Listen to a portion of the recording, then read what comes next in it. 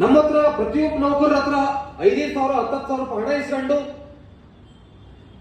ನಿಮಗೆಲ್ಲ ನ್ಯಾಯ ಕೊಡಿಸ್ತೀವಿ ಅಂತ ಹೇಳಿ ಅಡ್ವೊಕೇಟ್ಗಳು ಇಸ್ಕೊಂಡು ಮಾಡ್ತಾ ಇದ್ರಲ್ಲ ಸಾವಿರಾರು ಜನರ ಕಡೆಯಿಂದ.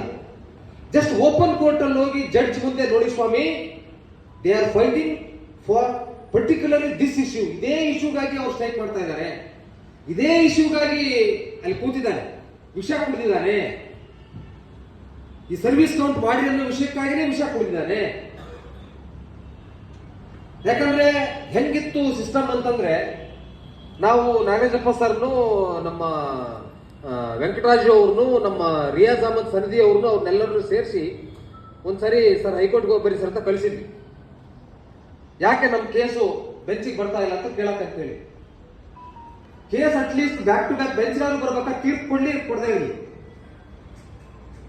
ನಾವೇನು 143 ದಿನ ಸ್ಟ್ರೈಕ್ ಮಾಡ್ತಾ ಇದೀವಿ. ಆ ಇಡೀ 143 ದಿನದಲ್ಲಿ ಒಂದು ದಿನ ಬೆಂಚಿಗೆ ಬರಲಿಲ್ಲ. 2003ರಲ್ಲಿ ಒಂದು ಬಾರಿ ಬೆಂಚಿಗೆ ಬಂದಿದ್ದು, 2022ರಲ್ಲಿ ಒಂದ್ಸರಿ ಬೆಂಚಿಗೆ ಬಂದಿದ್ದು, 24ನೇ ಇಸ್ವಿ ತನಕ ಕೇಸಿ ಬೆಂಚ್ 2 ಇಯರ್ಸ್ ಬೆಂಚಿಗೆ ಬರ್ತಾ ಇಲ್ಲ.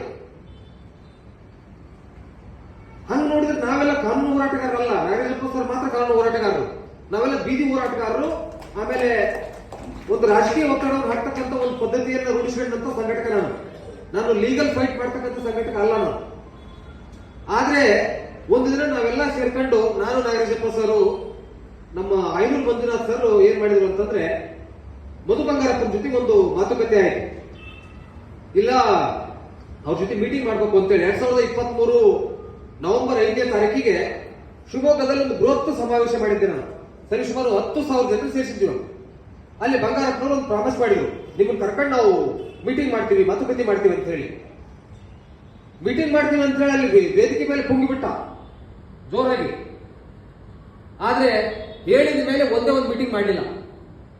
ಕೊನೆ ಹಂಗೂ ಹಿಂಗೂ ನಾವು ಮನೆಯನ್ನು ನಡ್ಕೊಂಡು ಹೋಗಿ ಜಗಳ ಮಾಡಿದ್ವಿ. ಜಗಳ ಮಾಡಿದಾಗ, ಇಲ್ಲ ನಾನು ಬರೋಕ್ಕಾಗಲ್ಲ, ಅವತ್ತು ಆಕ್ಚುಲಿ ನಾನು ಬರೋಕ್ಕಾಗಲ್ಲ, ನಂದು ಅಲ್ಲಿ ಶಿವಮೊಗ್ಗದಲ್ಲಿ ಒಬ್ರು ತೀರ್ಕೊಂಡಿದ್ದಾರೆ, ಅದು ಮೈಸೂರಲ್ಲಿ, ಅದಕ್ಕೆ ನೀವೇ ಅಧಿಕಾರಿಗಳ ಜೊತೆ ಸಭೆ ಮಾಡ್ರಿ, ಮಂಜಣ್ಣನ ಕರ್ಕೊಳ್ರಿ, ನೀವು ಪದಾಧಿಕಾರಿಗಳು ಸೇರ್ಕೊಂಡು ಅಧಿಕಾರಿಗಳ ಜೊತೆ ಸಭೆ ಮಾಡ್ಕೊಳ್ರಿ ಅಂತೇಳಿ ನಮ್ಮನ್ನು ಕಳಿಸಿದ್ರು. ನಾವು ಮುಖಮಂತ್ರಿ ನಾವೆಲ್ಲ ಸೇರ್ಕೊಂಡು ಹೋಗಿ Ritesh Kumar Singh, president finance secretary of India government, Karnataka government, ಈ ರಿತೀಶ್ ಕುಮಾರ್ ಸಿಂಗ್ ಅವರು ನಮಗೆ ಎಜುಕೇಶನ್ ಸೆಕ್ರೆಟರಿ ಇದ್ರು. ಅಲ್ಲಿ ಹೋಗಿ ಕೂತು ಮೀಟಿಂಗ್ ಮಾಡಿದ್ವಿ. ಸುದೀರ್ಘ 2 ಗಂಟೆಗಳ ಮೀಟಿಂಗ್. ತುಂಬಾ ಒಳ್ಳೆ ಮನುಷ್ಯ ಅಧಿಕಾರಿ, ಎಷ್ಟು ಒಳ್ಳೆ ಮನುಷ್ಯ. ಆದ್ರೆ ಯಾವುದೇ ಕಾರಣಕ್ಕೂ ಪೆನ್ಷನ್ ಅನ್ನೋದು ಒಂದು ದೊಡ್ಡ ಆರ್ಥಿಕ ಹೊರೆ, ಇದು ಮಾಡಲೇಬಾರದು ಅಂತಕ್ಕಂಥ ಭಾವನೆ ಇರುವಂತ ಮನುಷ್ಯ. ಮಾಡಲೇಬಾರ್ದು ಇದನ್ನ, ಆ ಮಟ್ಟಕ್ಕೆ ಆತನ ಭಾವನೆ. ಸರ್ ಅಟ್ಲೀಸ್ಟ್ ನಮಗೆ OPS ಅಲ್ಲ NPS ಅಲ್ಲ ಹಂಗಿಲ್ಲ ಅಂತ ಮಾತಾಡ್ತಾ ಇದ್ವಿ.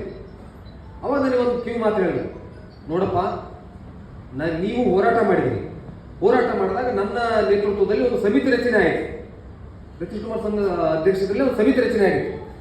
ಆ ಸಮಿತಿ ನಾವೀಗ ನಿಮ್ಗೆಲ್ಲರಿಗೂ NPS ಕೊಡೋದಕ್ಕೆ ನಾನು ಬಜೆಟ್ ಮಾಡಿ ಸರ್ಕಾರ ಕೊಟ್ಬಿಟ್ಟಿದ್ದೀನಿ. ನೀನು ಸಿದ್ದರಾಮಯ್ಯ ಜೊತೆ ಮಾತಾಡಿ ಹೋಗಿ ಏನ್ ಮಾಡು ಅಂತಂದ್ರೆ, ಅಟ್ಲೀಸ್ಟ್ NPS ತಾಗ, OPS ಅಂತ ಆಗಲ್ಲ ಸರ್. OPS ಅದು ಆಗುತ್ತೋ ಬಿಡುತ್ತೋ ಗೊತ್ತಿಲ್ಲ, ಅವ್ರ ಪ್ರಣಾಳಿಕೆ ಹಾಕೊಂಡಿದ್ದಾರೆ. ನಮ್ಮ ಹೋರಾಟ ನೋಡಿ, ನಾವು ಅವ್ರ ಪ್ರಣಾಳಿಕೆ ಹಾಕೊಂಡಿರೋದು ನೋಡಿ, ಓಪನ್ ಆಗಿ ಒಬ್ಬ ನೌಕರರಾಗಿದ್ರು ಕೂಡ ಇಡೀ ರಾಜ್ಯವ್ಯಾಪಿ ನಾವು ಮೈ ಕಟ್ಕೊಂಡು ಕಾಂಗ್ರೆಸ್ಗೆ ಓಟ್ ಹಾಕಿ ಅಂತ ಓಟ್ ಹಾಕ್ಸಿದೀವಿ. ಹಂಗಾಗಿ ಅವ್ರು OPS ಕೊಡದೆ ಹೋದ್ರೆ ನಾವು ತಗೊಂತೀವಿ. OPS ಬಿಟ್ಟಾಕಿ ಇವತ್ತೆಲ್ಲ ನಾಳೆ ಅದಾಗತ್ತೆ.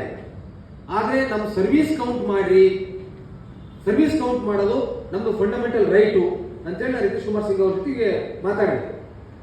ಅದೇನು ಫಂಡಮೆಂಟಲ್ ರೈಟ್ ಆಗುತ್ತೆ, ಫಂಡಮೆಂಟಲ್ ರೈಟ್ ಅಲ್ಲದು ಅಂತಂದ್ರು. ಅಂದಾಗ ನಾವು ನಾಗೇಂದ್ರ ಸರ್ ಇಲ್ಲ ಕೋರ್ಟ್ ಎಲ್ಲ ಜಡ್ಜ್ಮೆಂಟ್ ಆಗಿದೆ ಅಂತಂದ್ರು. ಆಯ್ತು, ಕೋರ್ಟ್ಗೆ ಹೋಗ್ರಿ.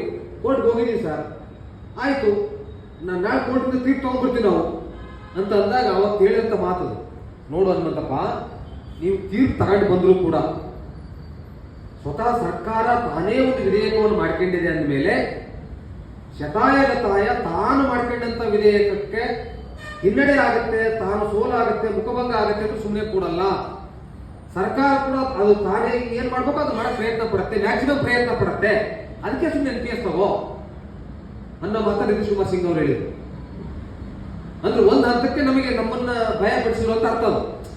ಅಂದ್ರೆ ನೀವು ಏನೇ ತಿಪ್ಪಲಾಗ ಹೊಡೆದ್ರು, ಕೋರ್ಟ್ ಆರ್ಡರ್ ತಗೊಂಡು ಬಂದ್ರು ಕೂಡ ನಾವು ನಿಮಗೆ ಕೊಡಲ್ಲ, ಅದಕ್ಕೆ ನಾವು ಮೇಲ್ಮನವಿ ಸಲ್ಲಿಸಿ ನಾವು ಸೇಫ್ಟಿಗೆ ಇರ್ಬೇಕು, ಅದು ಮಾಡ್ಕೊಳ್ತೀವಿ ಅನ್ನೋ ಮಾತು ನಂದು.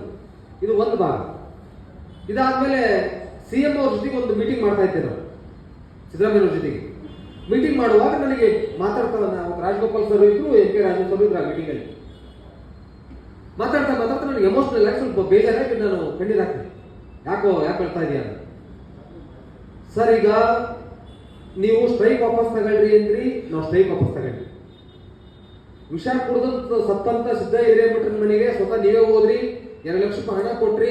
ನಮ್ಮ ಸರ್ಕಾರ ಅಧಿಕಾರಕ್ಕೆ ಬಂದ ತಕ್ಷಣ ನಾವು ನಿಮಗೆ ಪೆನ್ಷನ್ ಸ್ಕೀಮ್ ಮಾಡ್ತೀವಿ ಅಂತ ಹೇಳಿ 2 ವರ್ಷ ಆಗ್ತಾ ಬಂತು, ಮಾಡ್ತಾ ಇಲ್ಲ. ಹಂಗಾಗಿ ಇಷ್ಟೆಲ್ಲ ನಿಮ್ಮ ಪರ್ವ ನಾವೆಲ್ಲ ಈಗ ಅಧಿಕಾರ ತರೋಕೆ ಎಲ್ಲ ಕೆಲಸ ಮಾಡಿದ್ರು ನೀವೇನು ಮಾಡ್ತಾ ಇಲ್ಲ. ಅದಕ್ಕೆ ನನಗೆ ಬೇಜಾರಾಗಿ ಅಳು ಬರ್ತಾ ಇದೆ ಸರ್. ಅವತ್ತು ನೀವು ಪ್ರಾಮಿಸ್ ಮಾಡಿ ಇವತ್ತು ಪ್ರಾಮಿಸ್ ಉಳಿಸ್ಕೊಂಡಿದ್ದೀರಾ ಅಂತ ಕೇಳಿದ್ರಿ. ಅವಾಗ ಹೌದು ನಾವು ಪ್ರಾಮಿಸ್ ಮಾಡಿದ್ವಿ, ತಾಳು 1 ನಿಮಿಷ ಅಂತ ಹೇಳಿ ಅಲ್ಲಿಗೆ ಅದೇ ರಿತೀಶ್ ಕುಮಾರ್ ಸಿಂಗ್ ಅವರು ಕರ್ಸ್ಕೊಂಡ್ರು.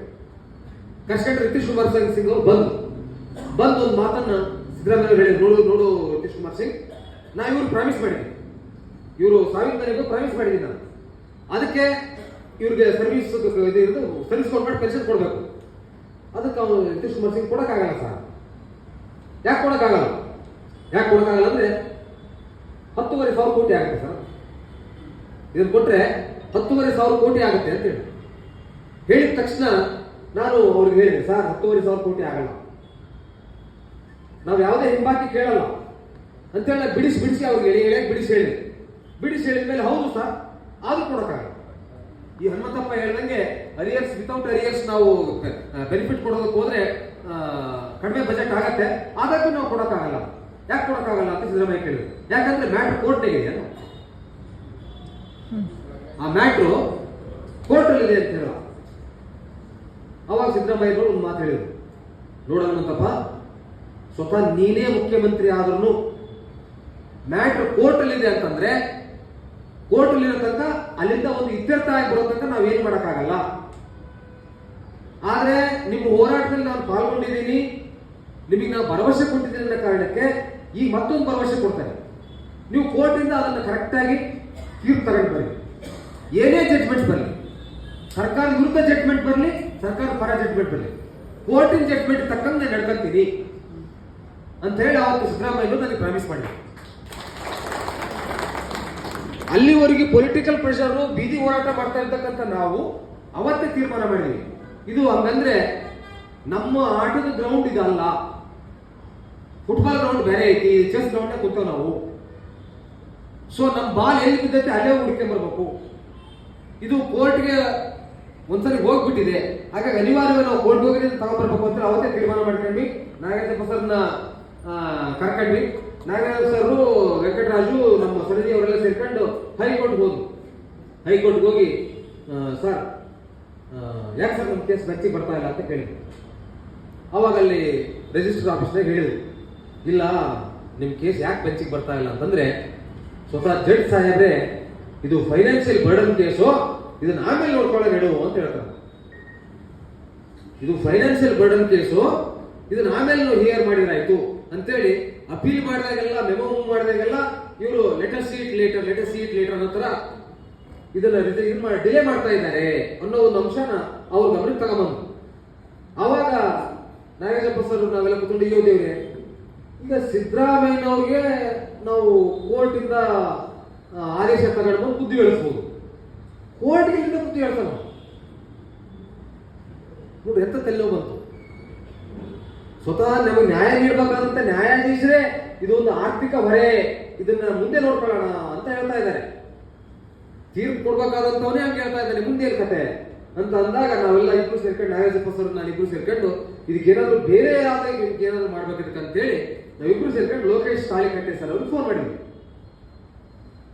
ಯಾಕಂದ್ರೆ ಅವ್ರು ಆ ಟೈಮಲ್ಲೇ ನಮ್ಮ ಶಿಕ್ಷಣ ಇಲಾಖೆಯ ವಿವಿಧ ಸಮಸ್ಯೆಗಳ ಬಗ್ಗೆ ಅವ್ರು ಏನ್ ಮಾಡ್ತಾ ಇದ್ರು, ಸುಪ್ರೀಂ ಕೋರ್ಟ್ ಅಲ್ಲಿ ಈ RTE ರೈಟ್ ಟು ಎಜುಕೇಶನ್ ಬಗ್ಗೆ, ಆಮೇಲೆ ಈ fire safety and building safety, ಆಮೇಲೆ 5th 8th ಬೋರ್ಡ್ ಎಕ್ಸಾಮು, ಇಂಥವೆಲ್ಲ ಕೆಲವು ಇಶ್ಯೂಸ್ ಇಟ್ಕೊಂಡು ಕೋರ್ಟಲ್ಲಿ ಅವ್ರು ಫೈಟ್ ಮಾಡ್ತಾ ಇದ್ರು.